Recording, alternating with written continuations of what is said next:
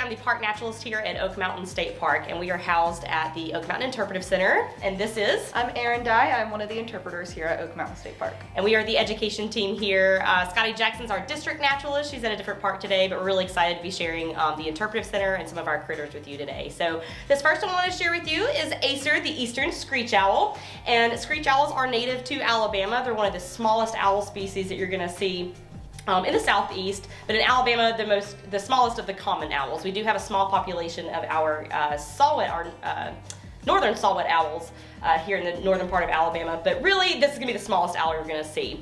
And this is Acer. He is a male, and he came to us after he had rehabilitated at the Southeastern Raptor Center down at Auburn University. He was hit by a car down in Wagufka, and it broke his left wing. So if you look at him, he kind of sticks out a little bit. Because of that wing injury, he's actually not able to fly very well, and that is why he now lives with us as a wonderful teacher creature. And so you'll see these guys in the woods sometimes. Most of the time you're gonna hear them before you see them, but they make a really interesting sound. They sound what we say, it sounds like a tiny horse in a tree. So it sounds a little bit like which is a really crazy sound. I know, really good. It wasn't great. I'm sure he's judging me, but it's okay. But they'll also make some other sounds like this little chattering that you hear that he's doing. It's a kind of a conversational sound that they like to do.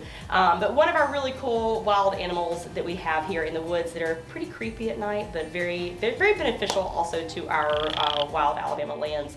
So these guys eat a lot of bugs, they eat a lot of rodents, and they also will eat bats. There's all kinds of stuff they eat. But I will say, if these guys were any larger, it probably would not be safe to go out at nighttime because they have very big attitudes and they're very territorial. But a really wonderful woodland creature that we get to see here in Alabama, and we're lucky to have one here to share with you.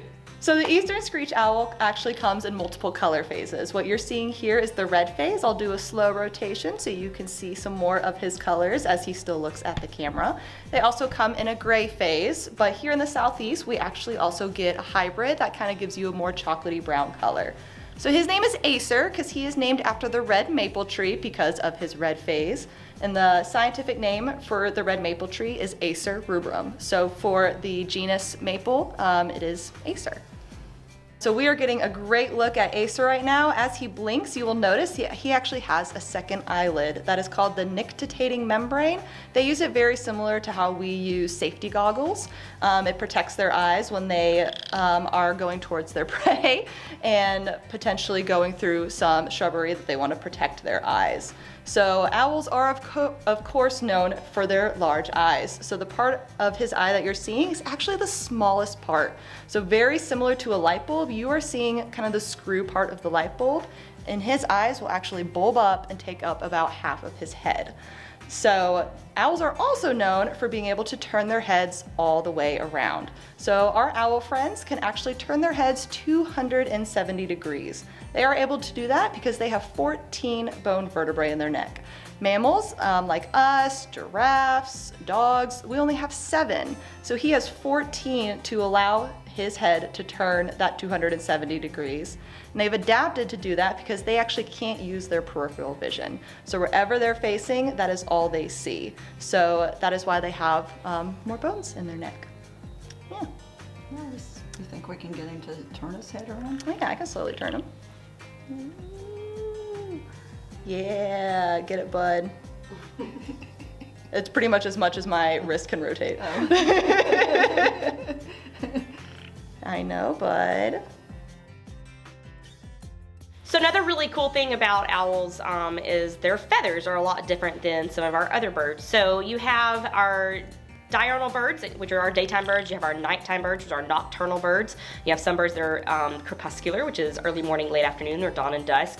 So what's really neat about our owls is that their feathers actually are serrated, or they are really soft on the edges, and that actually helps to cut down on sound when they're flying. So if you're a nocturnal bird or animal, it's more important for you to be silent than it is for you to be fast. So our nocturnal birds are like our owls.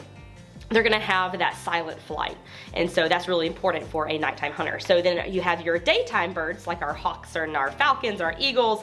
Those guys are gonna have more sharper, really slick or sleek feathers and wings to help them cut through the air in a fast way. And so that's more important in the daytime, is to be fast than it is to be silent. So they're gonna be built a little bit different. So owls, when these guys fly around, a lot of times you don't hear them fly, you just see them, or you don't even see them at all, and suddenly a mouse has disappeared out in the middle of nowhere. So it's kind of cool. And then another thing about these owls is their hearing. So owls have phenomenal hearing.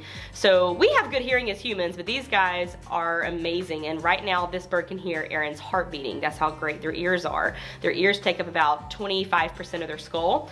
Their eyeballs take up another 50% of that skull, leaving only about 25% left for like the brain. So wise as an owl is not really a compliment.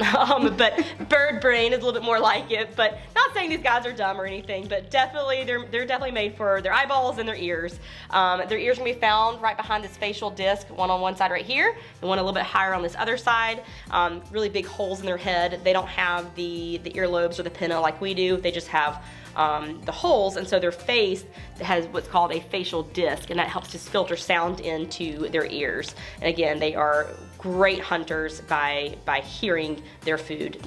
They do see very well, but they really hunt by their hearing mainly. Now, Lauren, what about those little ear-like things? So a lot of people think that these are ears. These are actually just feathers, so you can actually put these straight down. You can move them. They're just feathers, and that is for a couple things that scientists think is for camouflage. So these guys, when they're up against a tree, it helps to kind of break up their shape in the tree. It's also kind of like a cat. When they're unhappy, they'll put their tufts down. They're not ears, they're feather tufts. So if they're comfortable or happy, they're gonna be upright, kind of like they are right now. So he's pretty comfortable and chill with what's going on. But again, main reason for him, we believe, is mainly for camouflage purposes. Kind of mimics like little leaves in a tree. Lauren, how much does Acer weigh? Yeah, so he weighs about 130 to 140 grams. He kind of fluctuates in there, which is less than a cheeseburger from McDonald's. But these guys, even though they only weigh about 130 grams, he can still take down something like a small rabbit or a good small to medium-sized squirrel. They do have really strong, powerful feet. So even though he's tiny, he is a very powerful raptor. And so again, taking down some pretty major prey items, and they'll eat what they can and then leave the rest for the next animal coming along.